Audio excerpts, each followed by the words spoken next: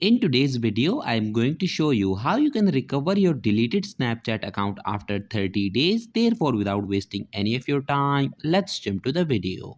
If you have deleted your Snapchat account and 30 days have passed, then it means that Snapchat account is now permanently deleted. So in order to recover such permanently deleted Snapchat account, you need to open your internet browser. Click on the search option and in the search bar type snapchat.com/support. Click on search. Scroll down and click on this contact us option. Now select the second option that says I cannot access my account.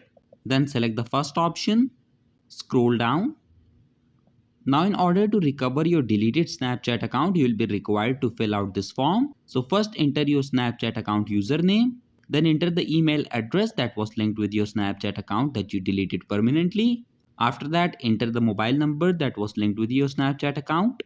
And in this final description box, you need to briefly state the issue that you are facing. You have to provide the details why you deleted your Snapchat account and why do you want to recover it now. Once you have done that, click on the submit option. And once you click on submit, within the next 24 hours, your deleted Snapchat account will be recovered. So that was it for this video and I'll see you guys in the next one. Peace out.